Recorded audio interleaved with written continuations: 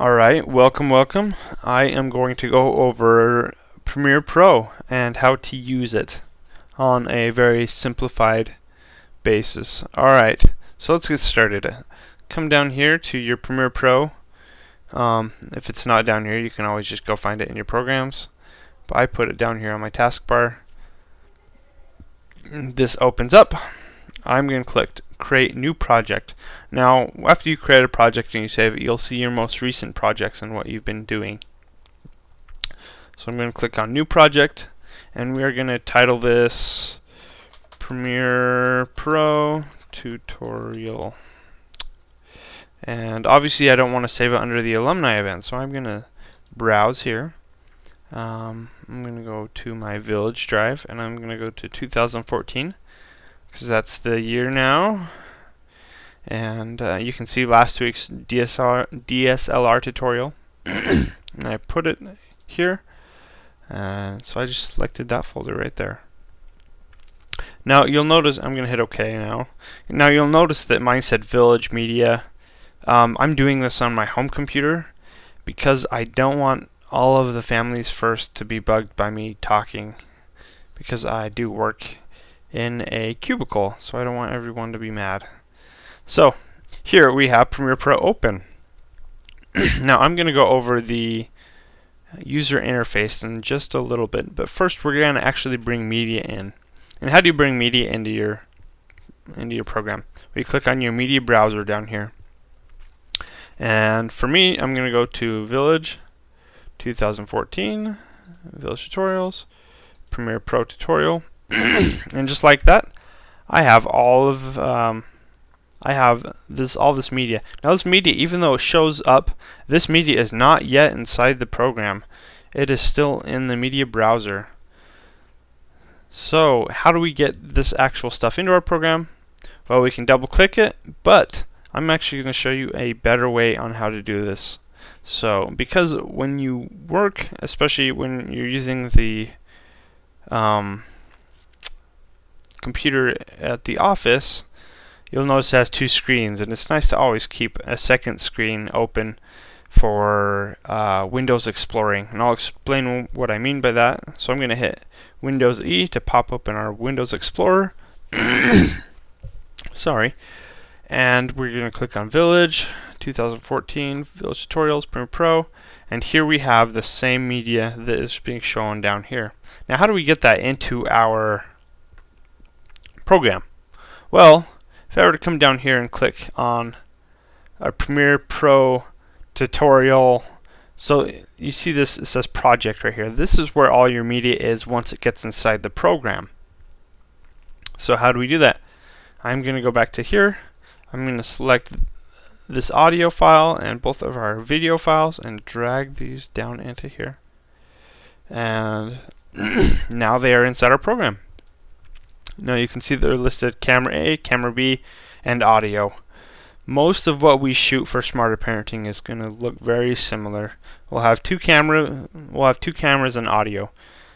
Sometimes we're only going to have one camera with no audio, but I'm going to show you guys how to do this because it's something that it's kind of hard to find out how to do on the internet. And so I'm going to show you how to do this in here, even if you're not going to be editing three-part media like this. So now that I have this media in here, let's get the media onto the actual program. So the way I'm going to do that is there's two ways. Here's the first way, which I don't want you to do, but this is the way that they show you most of the time in tutorials. So you'll see this, that if I come down here and click on this, I go to sequence, it pops open this confusing menu with all these different video codecs, and it expects you to know what to pick and see if I knew that we were shooting with our digital SLR camera, I'd have to know the resolution and the frame rate. And sometimes, most of the time, you guys probably won't know everything that we're shooting. So I'm going to hit cancel here. I'm going to do this the easy way, which is you grab your media and you just drag it down onto this button right here, and kaboom. Sorry. I'm going to take a drink of water right here.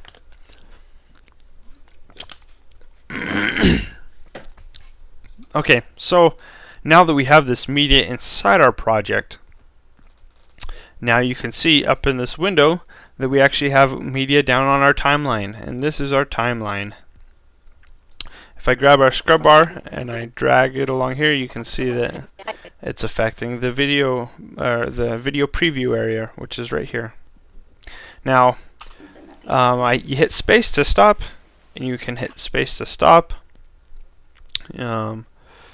I'm going to come over here. I'm going to show you, because right here you see that these are layers. These are your video layers, these are your audio layers, and it continues to grow. And so whatever is on the top layer, just like the other Adobe programs most of you are familiar with, that is what is going to be shown up here on your preview window, and ultimately what is going to be viewed when you render your actual project.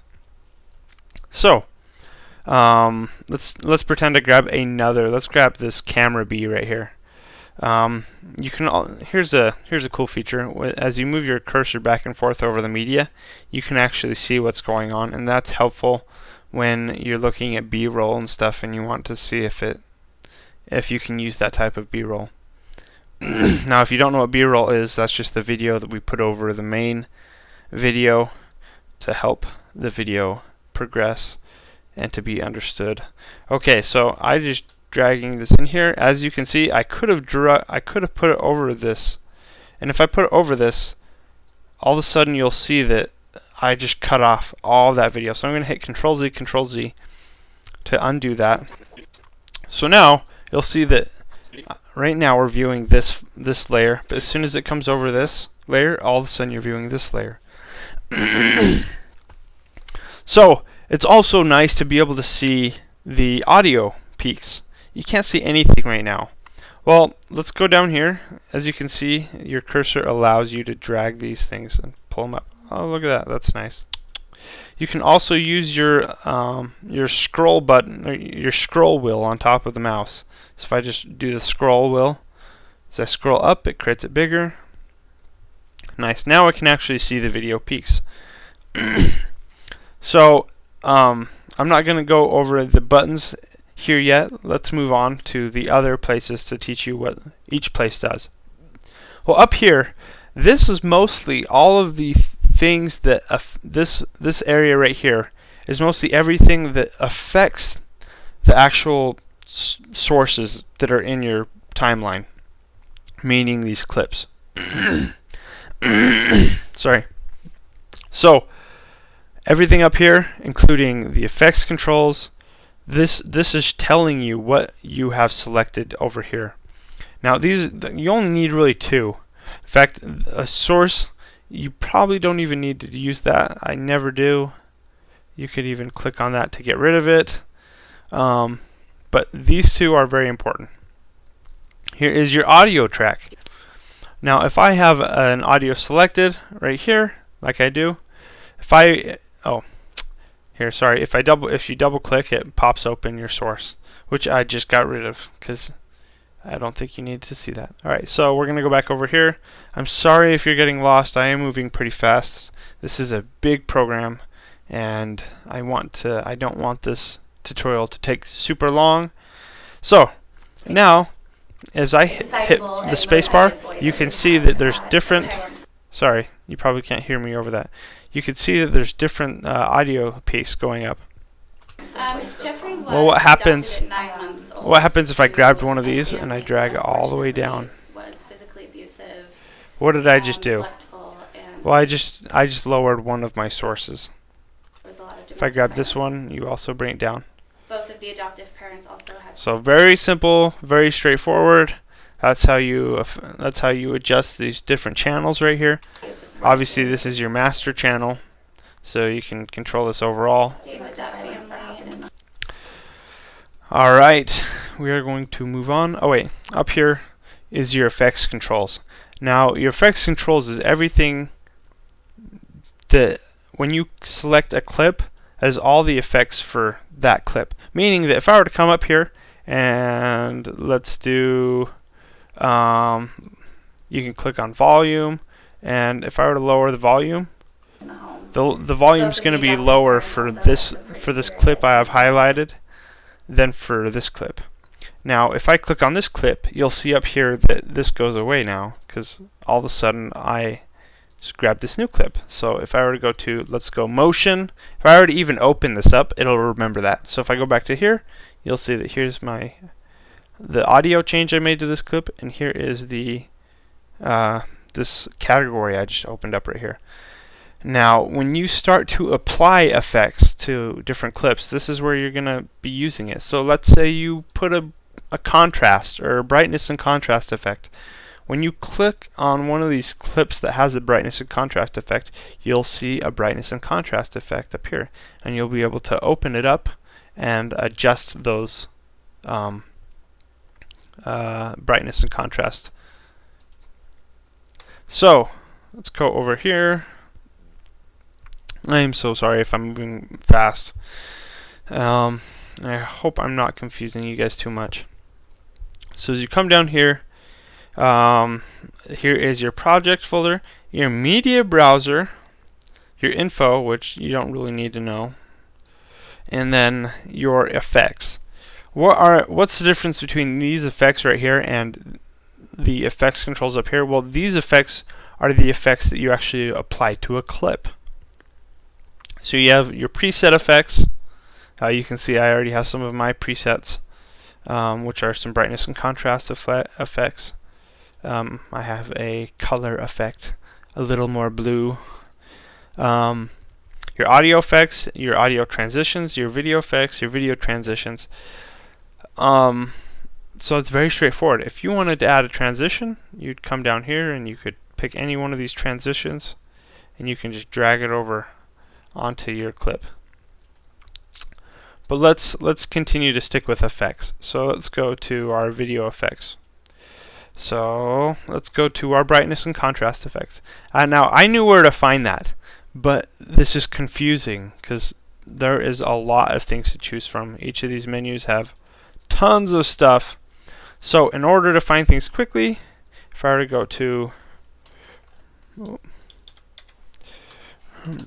brightness, even as soon as I started to type it up, you can see it has one for my presets, and it already found this one right here.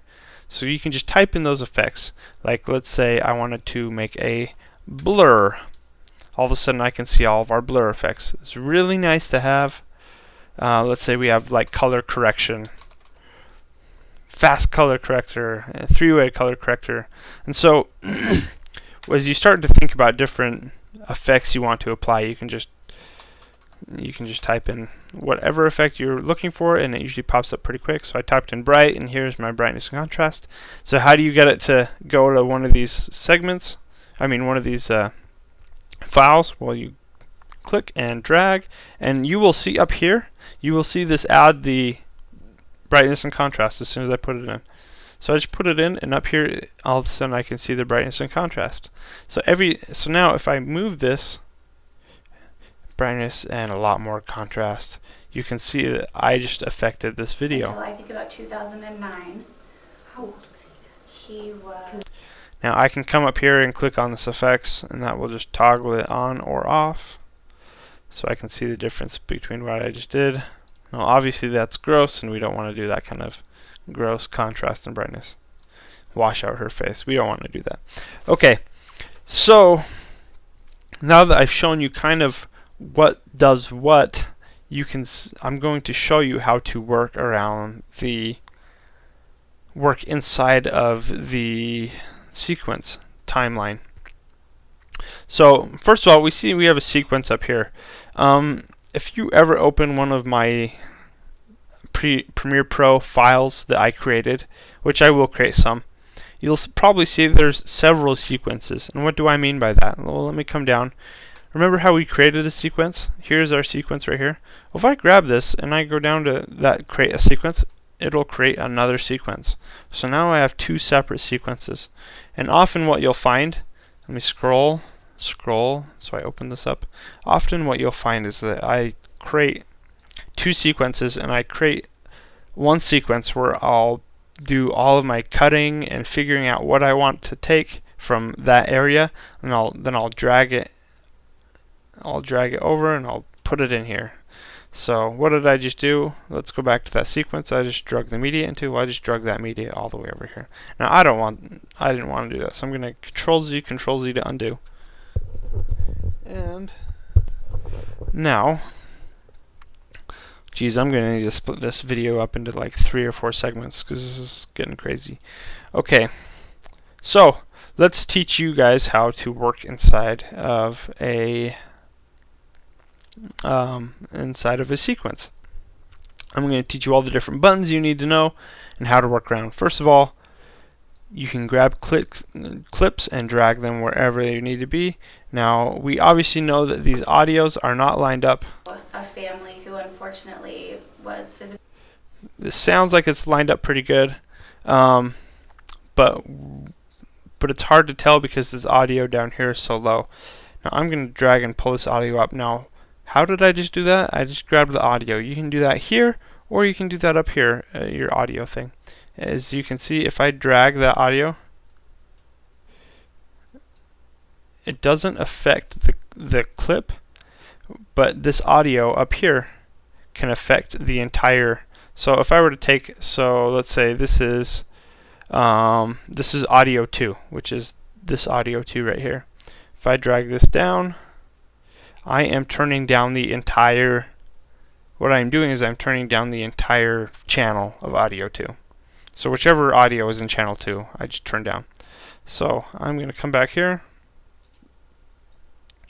And so now we have the audios. Once loud. Clap. Now you can hear that they're not in sync. And what we do want to do is we want to sync them up. And even more importantly than that, we don't want to have any of these audios. We want to use the audio that we filmed with our nice boom mic, which I taught you guys about the other week. And so here is my audio clip right here. Now what can I do? I can grab this and just drag this right in here. And now I have 3 audios going. So if I'm going to make this big, now this is going to sound crazy. So I have all 3 audios going. How do we sync them up? Well, if you've done any filming with me, you'll know that I have them clap. Which is this works. It does the same thing as having one of those action, and they slap that video card. What that allows people to do is it allows them to sync up the audio. So I'm going to show you how to do that. And how do you do that? Well, you can see these spikes right here, right?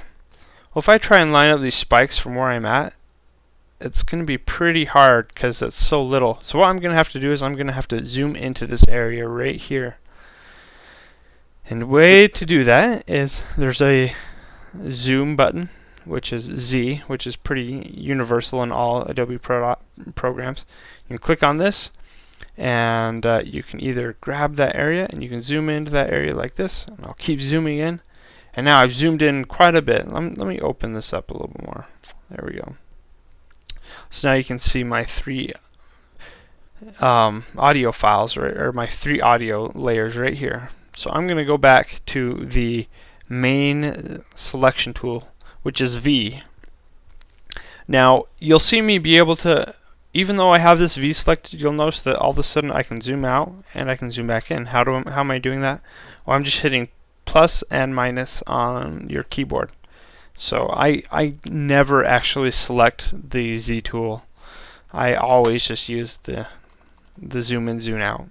So now that I'm zoomed in pretty far, and how far am I zoomed in? Well, watch how fast this goes across. Loud. Perfect. So here you can see these claps, and you'll be able to see them pretty easily. If you look at this audio, you'll be able to see those are a pretty definite spike right there. So we're going to zoom in. I'm going to zoom in here. I'm going to line these up. So I'm going to grab this and I can just line it, pull it over. Now it's not perfectly lined up, but it's pretty close. I'm going to grab this and pull this over to about right there. Alright, so why did it make the jump from here to here? How come it's making those tiny jumps? How come I can't line it up perfectly with this top one right here? Well, that is because that's one frame right there. So you can only move things one frame at a time. So it's either there or there. So I can pick one. So there. Now it's not perfectly lined up, but it's pretty close. Let's see how that. Yeah, so it's not perfectly, but it's so close that you would never notice once I mute these two tracks right here, and we let this one be the master track for her voice. I'm going to show you how to do that. So right now you listen to them all. They don't sound perfectly in sync, but pretty close. Tell us your name, spell it, and your title. Kim Mann, K-I-M. See, there's a little bit of reverberation between all of them, and it's very subtle. But if I come over here, see this M button right here? I'm going to click mute track, and all of a sudden, it all M-A-N-N. syncs up perfectly. I'm an LCSW. I am a therapist working at the group homes and foster homes and at the academy. He is a very... Pretty cool, huh? Like magic. Okay, so what did I do? Let me zoom out again. I just lined up these tracks. So these tracks are all lined up together, and they are all in sync. Now, as you can see, I have something called the camera B and camera A. Camera A should always be your main camera. Camera B should be your secondary camera. So what's the problem here? I have camera A under camera B. If I want to put camera A above camera B, I can grab this and just drag it up here. And now it's up here.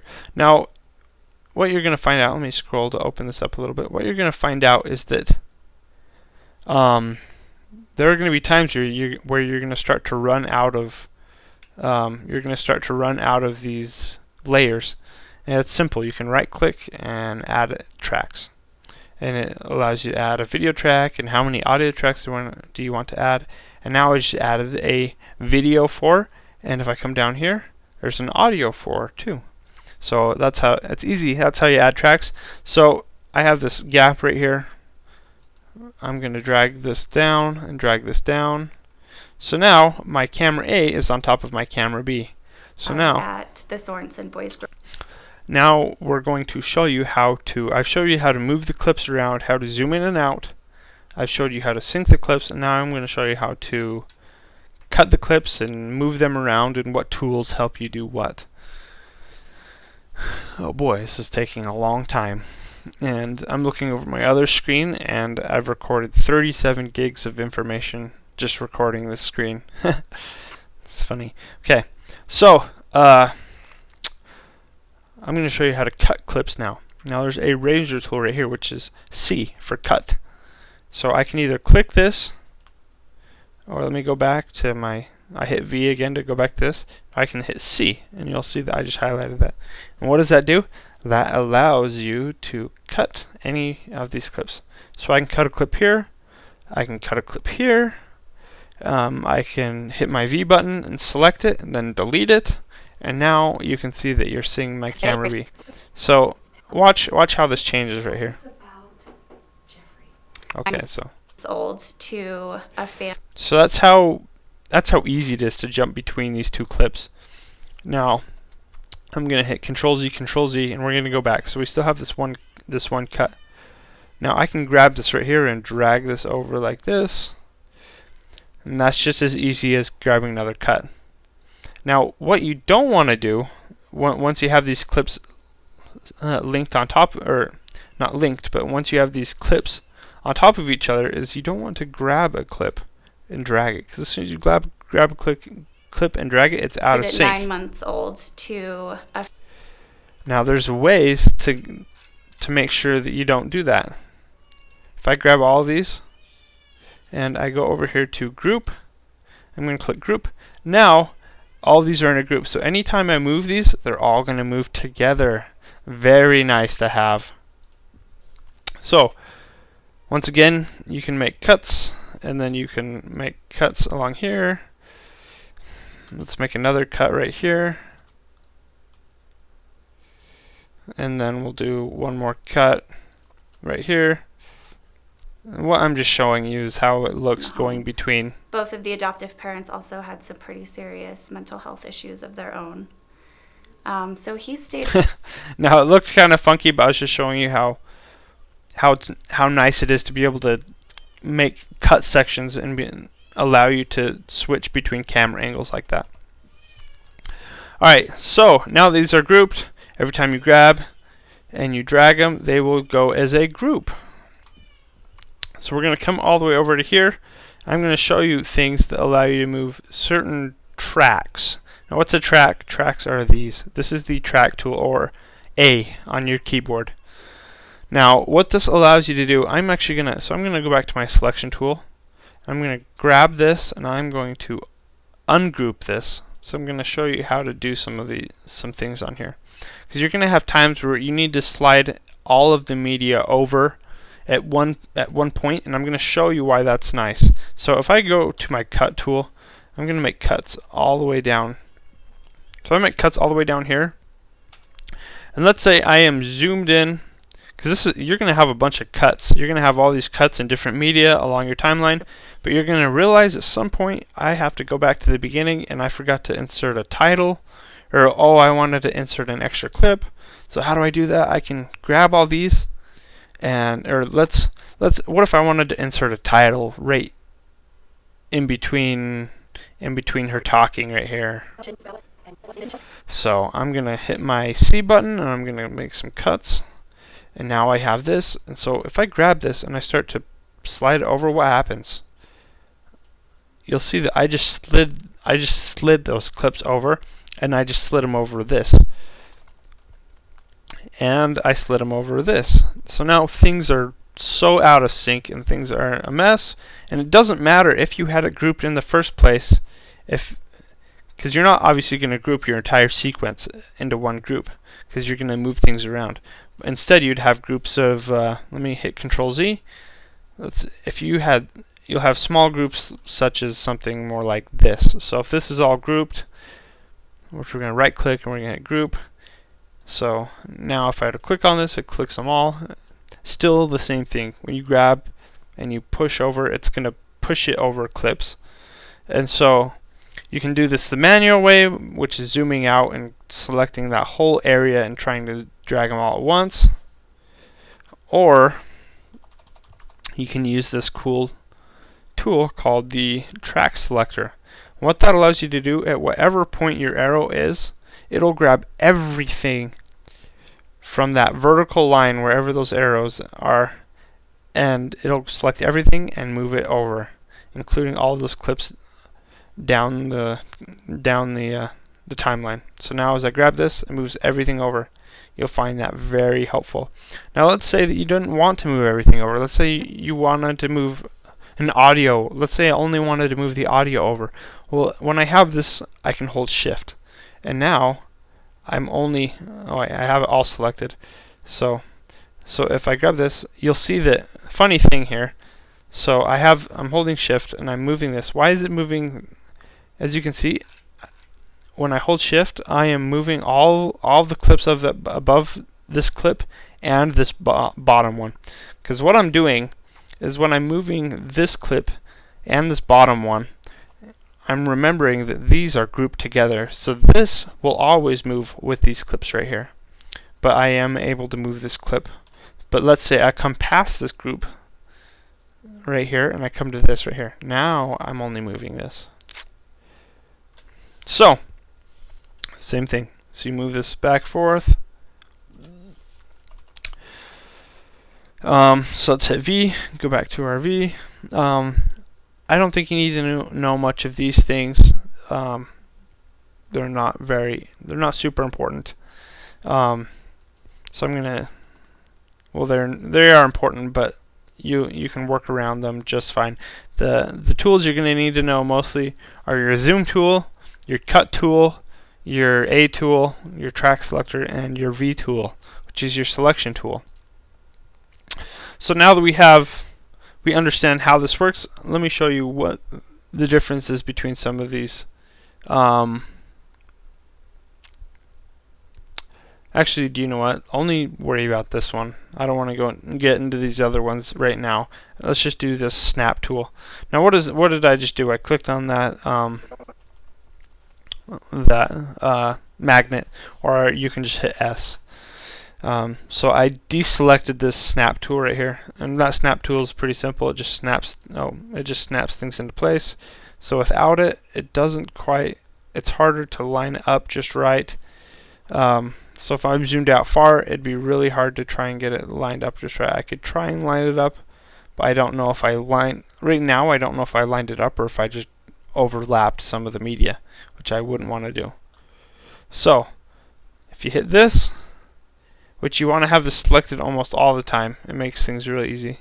You'll see that as I drag this over, it lined up perfectly. It snaps together. Very simple. Alright, now that we kind of know how everything works inside here, I'm going to show you guys one more thing, which is how to make titles.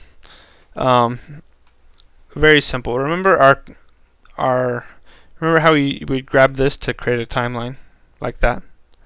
Well, this is your new item area. So if I click on new item and I go to title, I can create a title. So what's the name of the title? We'll just name it Kimman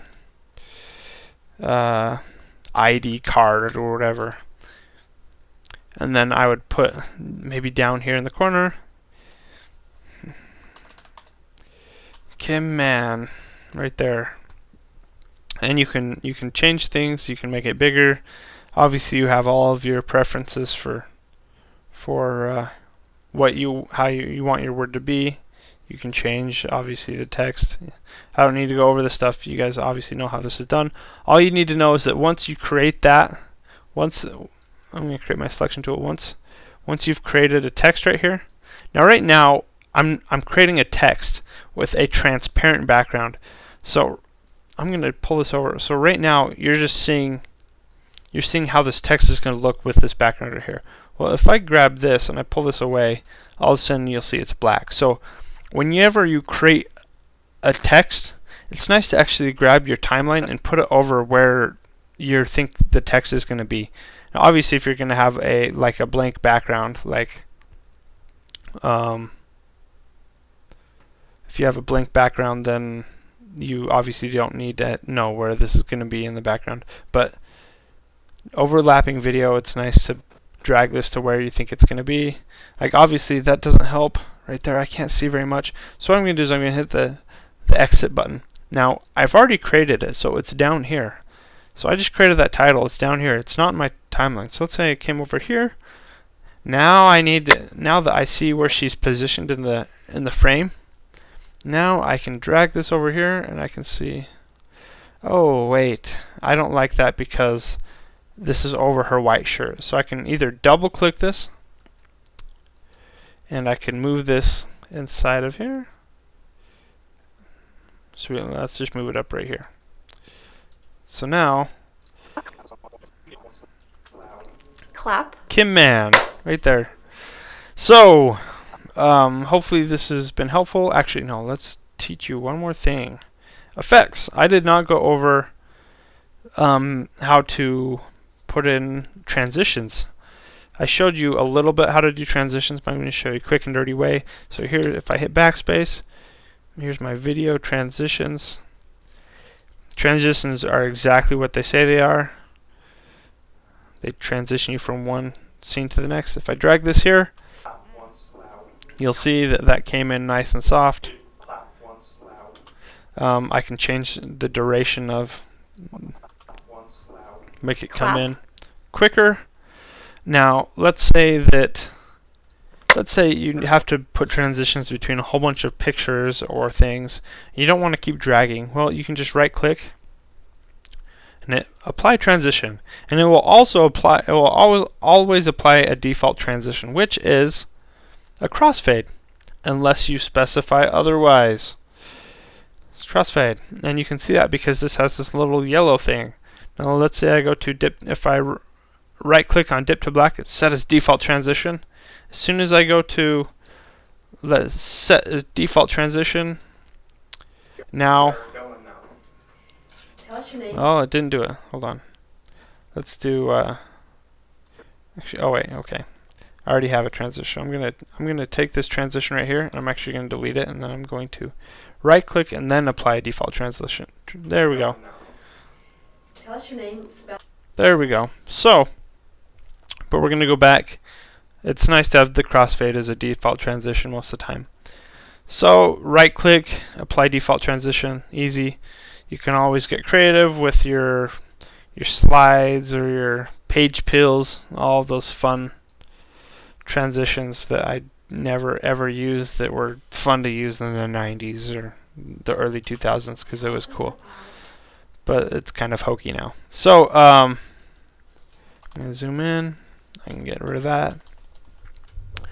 Hopefully this has been helpful for you.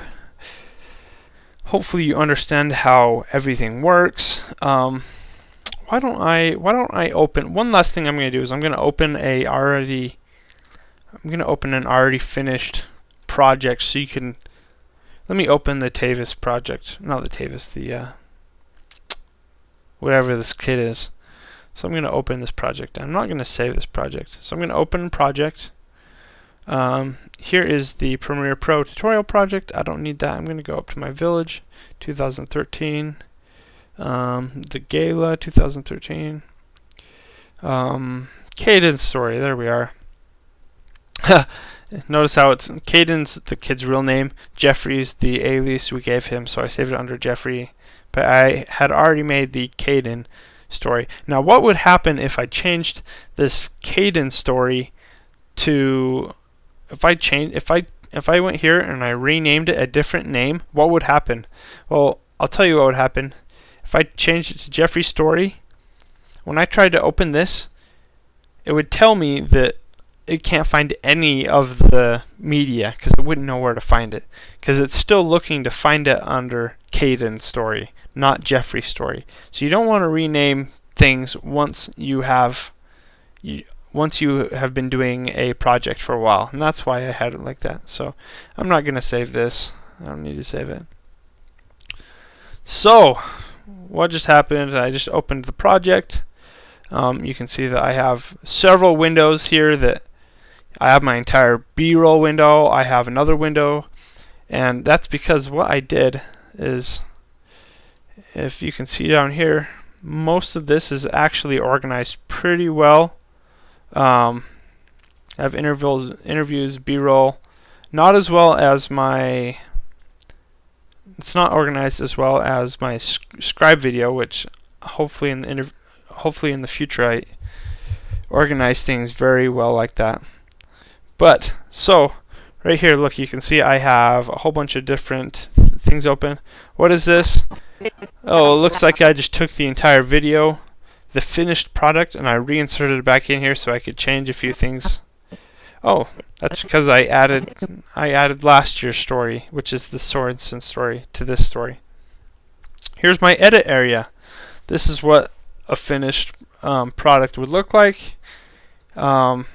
Right here, let me zoom out. Here is this is my work area where I was just cutting and pasting. Like I told you, it's nice to be able to just go through, and you can see I'm cutting up different files. And almost any file I liked, I thought I would use, I would literally grab it and pull it up into here, and then just send it over to there. And so if I go back to my edit area, you'll see that it's over here. Oh, and you can see all this other things. So all these other media over here, these are all potential media I was going to use that I was thinking I could still slide into here. And so I could always keep it off to the side. So let me zoom in so I can show you what this really looks like. So down here we have my audio. This is my main audio. As you can see, I have this. These are the two audios from the videos. They're muted, and they're also really small because I don't need to worry about them ever again. And in fact, I could probably actually just delete this. I could delete this entire track if I needed to. But I didn't worry about that. So obviously you can see here is the beginning of the audio. Oh, here's something that that I didn't show you guys about. So here is, let me scroll this up a little bit higher. I'm going to make this bigger. As you can see, what I did is I actually have the audio stronger at one point, and then it dips down right here. And that's because you can create pivot points for your audio. So how do you do that? You hold Control, or if you're on a Mac, you hold Command, and you can click on these and drag them like so. So now it can be super loud.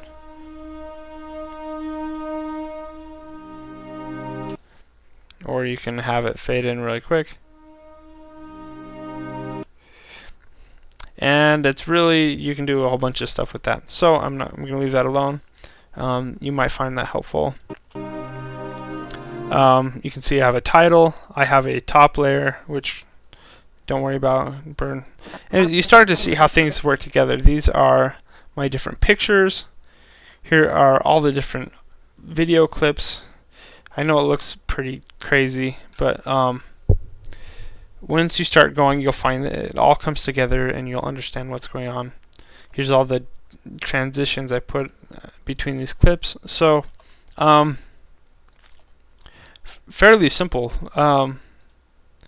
in terms of the way that this program is set up.